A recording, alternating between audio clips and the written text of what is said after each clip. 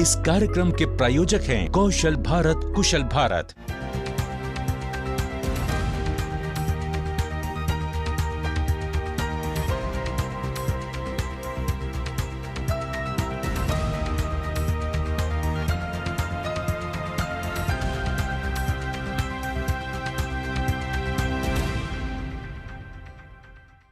नमस्कार, मैं दीपराज राणा आप सभी का स्वागत करता हूं आपके अपने खास प्रोग्राम आपकी बात। कौशल विकास और उद्यमशीलता मंत्रालय के प्रयास के कारण आज देश के स्किल इकोसिस्टम में लगातार सुधार हो रहा है। स्किलिंग, रीस्किलिंग और अपस्किलिंग के जरिए युवाओं को कुशल बनाया जा रहा है। भारत सरकार के स्किल इंडिया के जरिए चल रहे इन्हीं कोशिशों की जानकारी देने का प्रयास करते हैं आपकी बात कार्यक्रम से।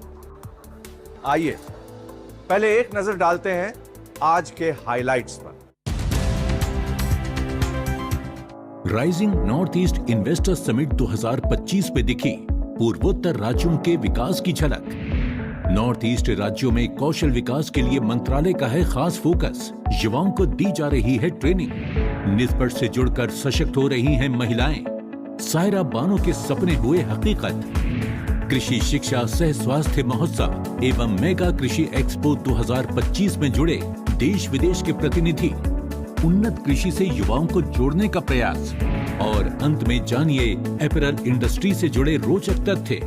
Ministry of skill development and entrepreneurship की देखरेख में नेशनल स्किल डेवलपमेंट कॉरपोरेशन युवाओं के लिए मार्केट ओरिएंटेड जॉब रोल्स तैयार करने का लगातार प्रयास कर रहा है। और यही कारण है इन जॉब रोल्स में कौशल प्रशिक्षण हासिल करने वाले युवाओं को नौकरी मिलने में कोई परेशानी नहीं है। आइए देखते हैं। देश के नॉर्थ ईस्ट राज्य अपनी सांस्कृतिक विविधता, प्राकृतिक सुंदरता और समृद्ध विरासत के लिए जाने जाते हैं। यहाँ विकास के लिए प्रतिबद्ध केंद्र सरकार की ओर से दिल्ली में rising north east investor summit 2025 का आयोजन किया गया, जिसमें स्किल से लेकर व्यापार तक के लिए ब्लूप्रिंट तैयार हुआ। इन्वेस्टर समिट का उद्घाटन करने के बाद प्रधानमंत्री श्री नरेंद्र मोदी ने अपने भाषण में 800 से अधिक नए स्कूलों, एम्स, नए मेडिकल कॉलेजों और 2 नए IIT की स्थापना सहित प्रमुख विकास कार्यों का जिक्र किया। आज नॉर्थ ईस्ट के युवाओं को अपने ही क्षेत्र में रोजगार के लिए, स्वरोजगार के लिए नए मौके मिल रहे हैं। हम सभी जानते हैं कि ग्रोथ के लिए, बेहतर फ्यूचर के लिए स्किल्स कितनी बड़ी रिक्वायरमेंट होती है। नॉर्थ ईस्ट में एजुकेशन और स्किल डेवलपमेंट इकोसिस्टम पर केंद्र सरकार बहुत बड़ा निवेश कर रही है। बीते दशक में 21,000 करोड़ रुपए से ज्यादा नॉर्थ ईस्ट के एजुकेशन सेक्टर पर इन्वेस्ट किए गए। प्रधानमंत्री के विजन को साकार करने के लिए कौशल विकास और उद्यमशीलता मंत्रालय MSDE ने खास स्ट्रेटेजी तैयार की है, जिससे नॉर्थ ईस्ट में एक मजबूत स्किल इकोसिस्टम तैयार हो रहा है। फिर चाहे बात हो ITI सुधारों की, न्यू एज कोर्सेज की या प्रधानमंत्री कौशल विकास योजना के प्रभावी क्रियान्वयन की, पूर्वोत्तर को प्राथमिकता दी जा रही है। अभी हमने अप्रेंटिसशिप को नॉर्थ ईस्ट के लिए कैसे हम उसको स्ट्रेंथन करें, मजबूत करें, हमने एक बड़ा निर्णय लिया। We have now instituted a reform where we are doubling the stipend support for a year। जो हम 1,500 रुपए प्रति महीने एक साल के लिए बेनिफिशियरी को देते थे, अब हमने 3,000 कर दिया।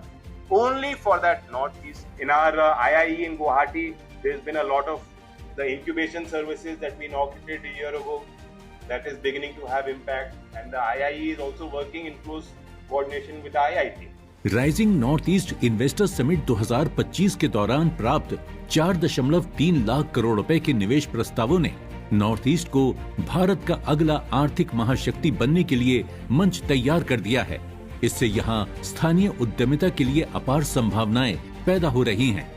युवाओं में बिजनेस स्किल को निखारने के लिए MSDE के अधीन चलने वाले Indian institute of entrepreneurship IIE Guwahati अग्रणी भूमिका निभा रहा है।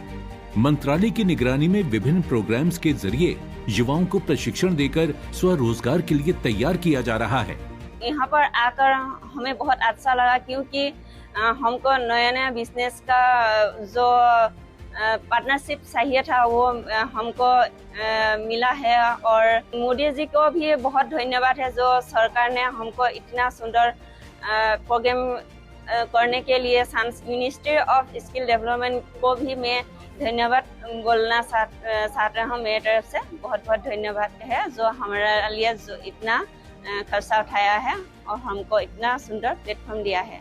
इस समिट में एजुकेशन टू एंटरप्रेन्योरशिप विषय पर एक विशेष सत्र भी आयोजित किया गया, जिसमें MSDE के सचिव अतुल तिवारी, शिक्षा व स्किल इकोसिस्टम से जुड़े एक्सपर्ट्स और नॉर्थ ईस्ट राज्यों के प्रतिनिधियों ने भाग लिया। स्टार्टअप और निवेश प्रोत्साहन के लिए राज्य सरकारों और केंद्रीय मंत्रालयों की नीति और संबंधित पहलों की प्रदर्शनियां यहां आयोजित की गईं, जिसमें बताया गया कि पिछले एक दशक में पूर्वोत्तर के शिक्षा क्षेत्र में 21,000 करोड़ रुपए का निवेश किया गया है। मोदी जी आके हम लोगों के माध्यम से बोल रहा है कि इन्वेस्ट इन नॉर्थ ईस्ट में इन्वेस्ट करिए और भी नॉर्थ ईस्ट में इन्वेस्ट करके उन लोगों के साथ जुड़ के और भी फायदा लीजिए।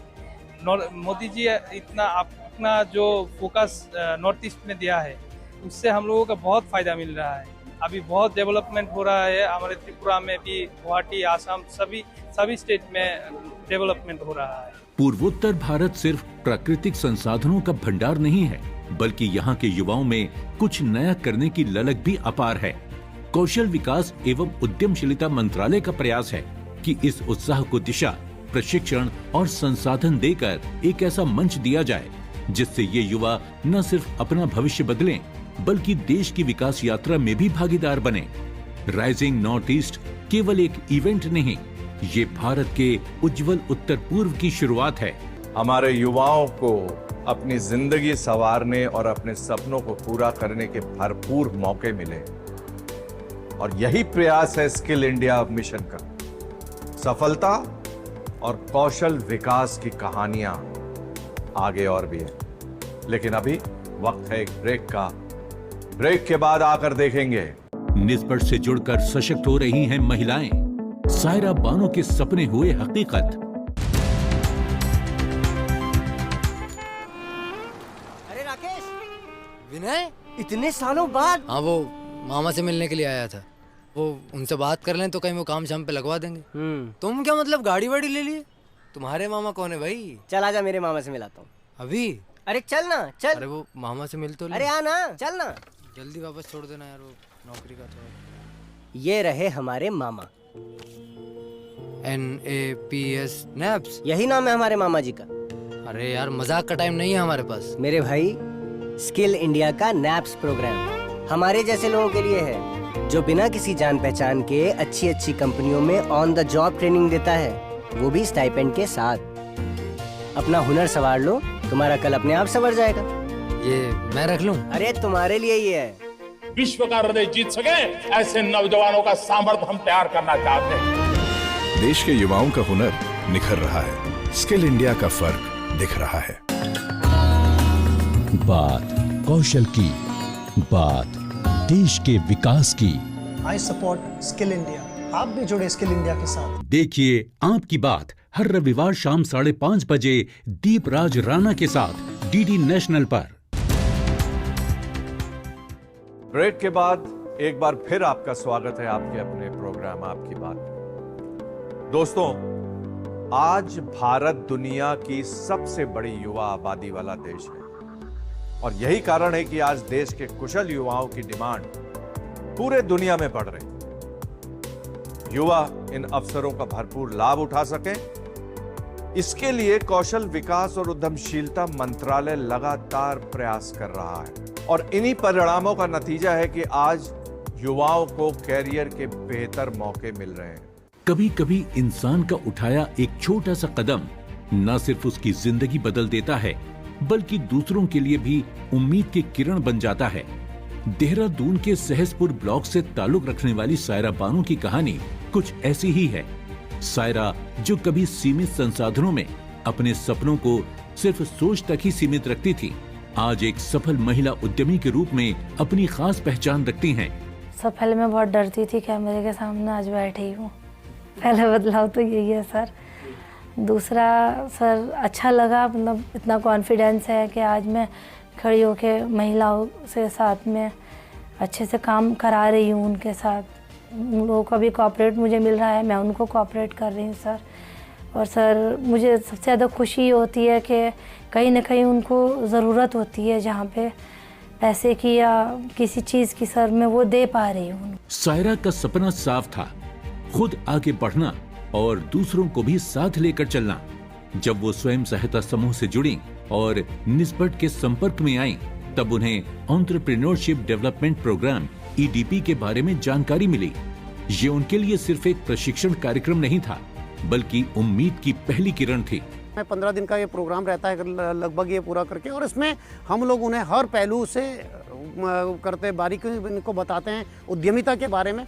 और यहाँ पे उद्यमिता से लेकर उन्हें अवसर कैसे पहचाने, कैसे वो अपने बिजनेस को शुरू कर सकते हैं, क्या सपोर्ट है गवर्नमेंट का, और वो अपने कैसे मार्केट सर्वे करेंगे, क्या प्रोजेक्ट रिपोर्ट होगी। और सबसे बढ़िया बात इस पूरे प्रोजेक्ट की है कि उसी दौरान हम लोग कोशिश करते हैं जो लोग अपने नए बिजनेस को खोलना चाहते हैं तो उनकी पूरी प्रोसेस करके उन्हें डिपार्टमेंट के साथ, बैंक के साथ टाई अप कर दें। और इस प्रोजेक्ट के अंदर जितने मैं बात कर रहा हूँ, डिपार्टमेंट की बात कर रहा हूँ, बैंक की बात कर रहा हूँ, ये सब लोग यहाँ पे सेशंस के लिए आते हैं और ये पूरी अपनी बारीकी उन्हें लोगों को बताते हैं।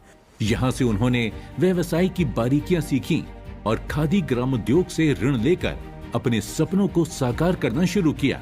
अगरबत्ती निर्माण का छोटा सा कारोबार जो आज कई महिलाओं की आजीविका का आधार बन चुका है। शुरू से यही था कि मैं अपना खुद कोई व्यवसाय करूं, और लेकिन मुझे कोई ऐसा सपोर्ट नहीं मिल रहा था। निस्बत के माध्यम से ये जानकारी मिली कि अगरबत्ती के लिए PMEGP या खादी बोर्ड से लोन हो सकता है, तो मैंने उन लोगों के माध्यम से इसके लिए अप्लाई किया। उन्होंने हमें हमारा माल को निकालने में भी हमें सपोर्ट किया। और उसी बीच मेरी फिर 1-2 जगह मार्केटिंग की, तो एक पार्टी ऐसी मिल गई कि मेरा अगरबत्ती का काम काफ़ी अच्छा शुरू हो गया। जहां इन्हें दिक्कत आई, इन्हें निस्बत के जरिए गाइडेंस मिली। इसका नतीजा ये हुआ कि इनका काम धीरे धीरे चल निकला। इन्होंने दूसरी महिलाओं को सशक्त करने के लिए अपने साथ और दूसरी महिलाओं को भी जोड़ा, जिससे उनकी भी आर्थिक मदद हुई। लगभग 3 से 4 महिलाएं मेरे साथ समूह की और काम कर रही है, उनको रोजगार दे पाई हूँ मैं। और उससे मुझे बहुत अच्छा लगा कि कल तक मैं खुद एक स्कूल में एज ए कोऑर्डिनेटर काम करती थी और मुझे सैलरी लेनी होती थी, और आज मुझे बहुत अच्छा लगता है कि मैं खुद उनको सैलरी देती हूँ। भारत सरकार के महिलाओं को आत्मनिर्भर बनाने की विजन को पूरा करने के लिए निस्बत अपने EDP प्रोग्राम के जरिए महिलाओं को रोजगार से जोड़ने के लिए उन्हें सशक्त बनाने की हर संभव कोशिश कर रहा है। इसी का परिणाम है कि सायरा बानो जैसी अपने सपनों को दबा चुकी महिलाओं को एक ऐसी दिशा मिल रही है जिससे वो अपने साथ साथ दूसरों के सपनों को साकार करने में उनकी मदद कर रही हैं।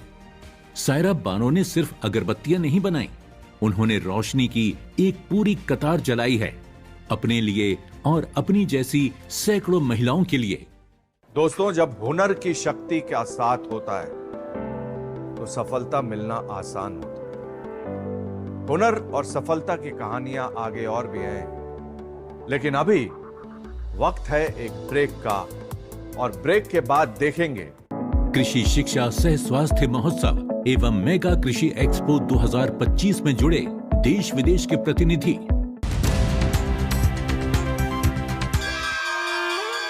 आजा, बैठो।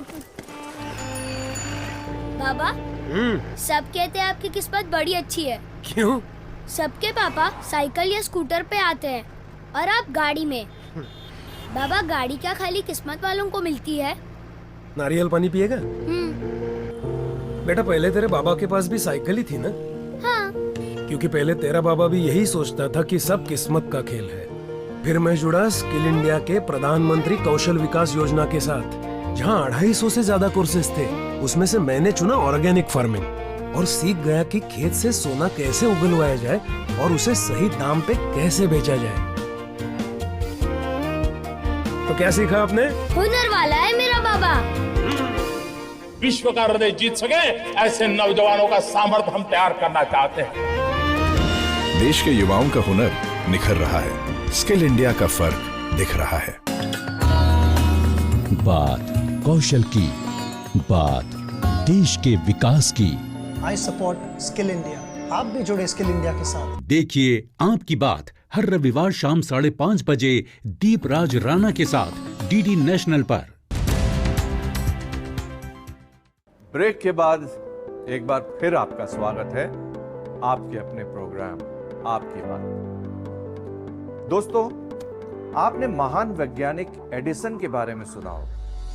कहते हैं वो बल्ब बनाने में 10,000 बार फेल होने के बाद सफल हुए। अगर एडिसन असफलता से घबराकर प्रयास करना छोड़ देते तो क्या उन्हें कभी कामयाबी मिलती? शायद नहीं। यह हम सभी के लिए एक प्रेरणा है कि प्रयास करना नहीं छोड़ना चाहिए। अगर आप लगातार मेहनत करते रहते हैं तो सफलता मिलना तय है। कृषि, शिक्षा और स्वास्थ्य ये किसी भी समृद्ध समाज की नींव हैं। इन्हीं 3 स्तंभों को केंद्र में रखते हुए बिहार के मधुबनी जिले के चांदपुरा बसैठ गांव में आयोजित हुआ 3 दिवसीय अंतर्राष्ट्रीय कृषि, शिक्षा एवं स्वास्थ्य महोत्सव। इस अवसर पर केरल के माननीय राज्यपाल राजेंद्र विश्वनाथ अर्लेकर और राज्यसभा सांसद संजय कुमार झा समेत देश विदेश से आए कृषि वैज्ञानिकों और प्रतिनिधियों ने भाग लिया। खेती में नए नए अनुसंधान कैसे आने चाहिए, नए शोध कैसे आने चाहिए, किस प्रकार की खेती हमारे लिए उपयोगी हो सकती है, हमारी खेती की आय दुगनी कैसी बनेगी, किसान हमारे दुगनी आय की कैसी व्यवस्था कर सकते हैं, इस पर विमर्श होने की आवश्यकता है, चर्चा होने की जरूरत है। मधुबनी जो आज मखाना और पेंटिंग के लिए तो फेमस है ही, अब खेती के क्षेत्र में भी आगे आ रहा है। कृषि विज्ञान केंद्र बसैठ पिछले 9 सालों से गांव के किसानों को दुनिया से जोड़ने का काम कर रहा है। इतने सारे कंट्री के रिप्रेजेंटेटिव को बुला करके एक छत के नीचे पूरा डिलीवरी कराना और यहाँ के लोगों में अवेयरनेस लाना, पूरा इस बेल्ट के लिए बहुत महत्वपूर्ण इनका कंट्रीब्यूशन रहा है इस संस्था का। मैं बहुत धन्यवाद देता हूँ। अभी हम लोगों ने सबसे बात की है और इतना महत्वपूर्ण काम इस क्षेत्र के लिए कर रहा है। मैं बहुत धन्यवाद देता हूँ कि इस सारे आइडिया को कंसीव करके जमीन पर जिस हिसाब से इनके संस्था ने उतारा है वो कमेंडेबल है। यहाँ हर साल ऐसे मेले, ट्रेनिंग और इनोवेशन के प्रोग्राम होते हैं जिनसे खेती को नया रूप मिलता है। इस मेगा महोत्सव और कृषि एक्सपो में वैज्ञानिकों ने किसानों की आर्थिक स्थिति को सशक्त बनाने, वैज्ञानिक खेती के तरीकों, जैविक खाद के प्रयोग, फसल विविधता, मधुमक्खी पालन, कीटनाशक उत्पादन, मशरूम उत्पादन और कृषि आधारित उद्योगों पर विस्तार से जानकारी दी। कृषि विज्ञान केंद्र एक ऐसी संस्था है जहां पर कृषक डायरेक्ट जुड़ते हैं, डायरेक्ट आते हैं, हर जिले में है। और यहाँ कृषि विज्ञान केंद्र का मैंडेट ही है लैब टू लैब। जो भी लैब में हम लोग रिसर्च करते हैं, जो भी अभी किसानोपयोगी यंत्र हैं वो बताने का काम करते हैं, वो किसानों तक समझाने का काम, किसानों तक पहुंचाने का काम ही हमारा मैंडेट है।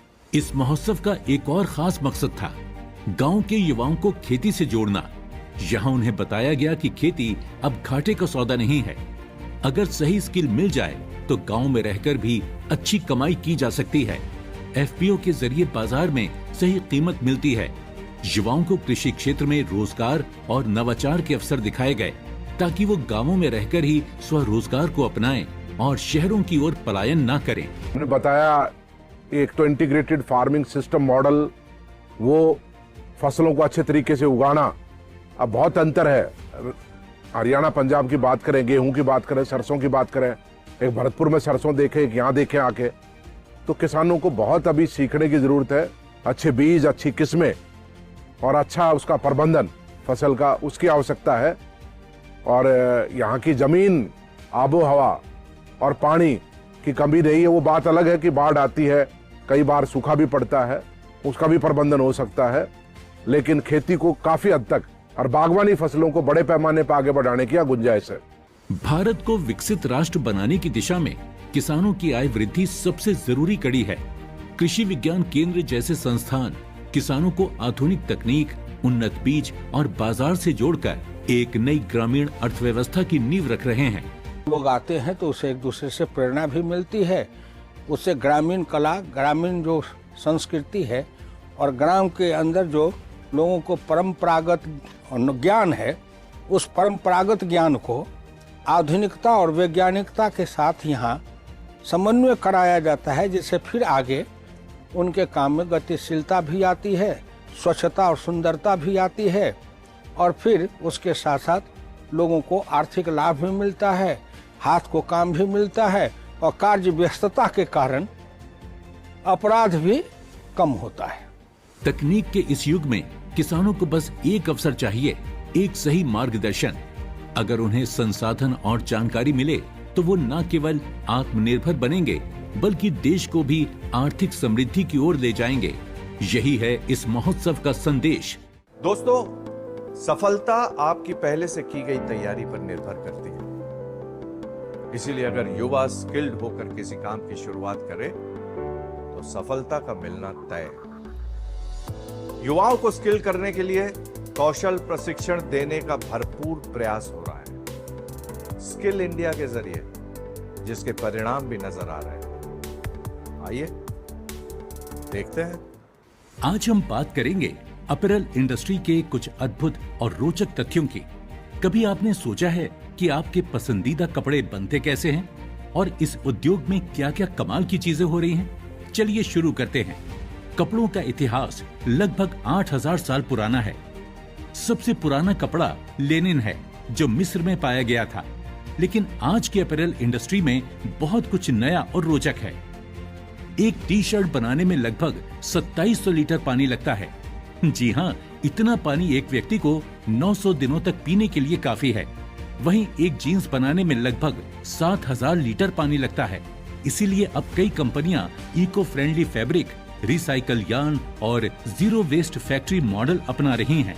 सस्टेनेबल फैशन ही आने वाला कल है। सबसे ज्यादा जरूरी चीज है कि आजकल के युवाओं का कि वो इस इंडस्ट्री के प्रति एक रुझान रखें। क्रिएटिविटी और डिजाइन स्किल्स का होना, आपका टेक्सटाइल के रिलेटेड नॉलेज होना कि वो किस तरह का फैब्रिक यूज कर रहे हैं। इसके अलावा मार्केटिंग और ब्रांडिंग, वो अपने प्रोडक्ट का किस तरीके से करेंगे, इस चीज के बारे में जानकारी होना बहुत ज्यादा जरूरी है। और कम्युनिकेशन स्किल्स कि आप अपने क्लाइंट्स के साथ, अपने वेंडर्स के साथ किस तरह से बातचीत करेंगे, वो सब होना बहुत जरूरी है। अपैरल इंडस्ट्री दुनिया का दूसरा सबसे बड़ा प्रदूषक है।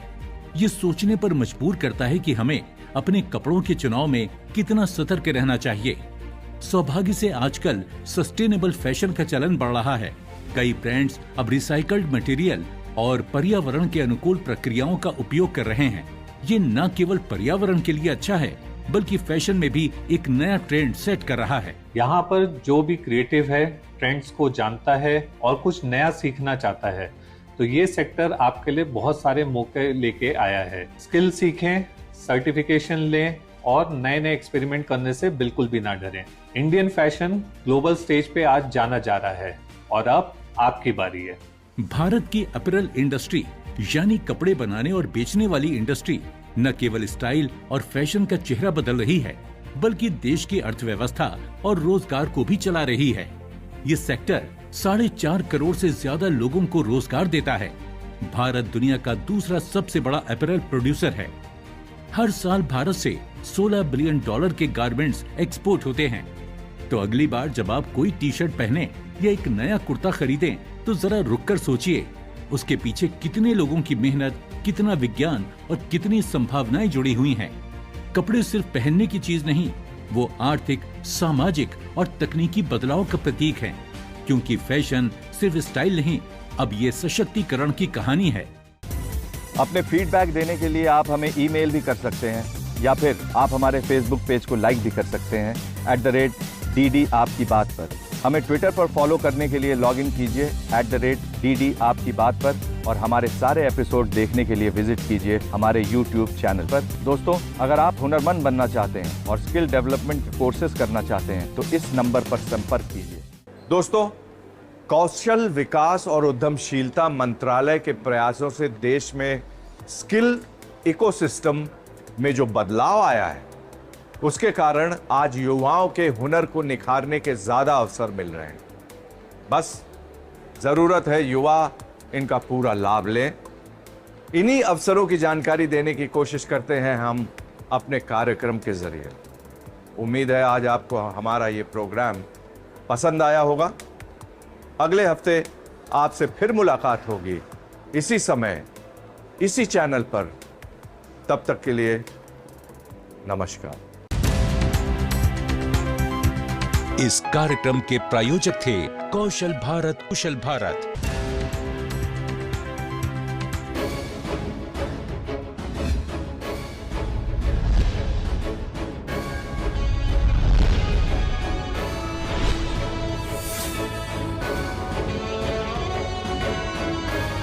आप देख रहे हैं डीडी नेशनल, देश का पहला चैनल, देश का अपना चैनल।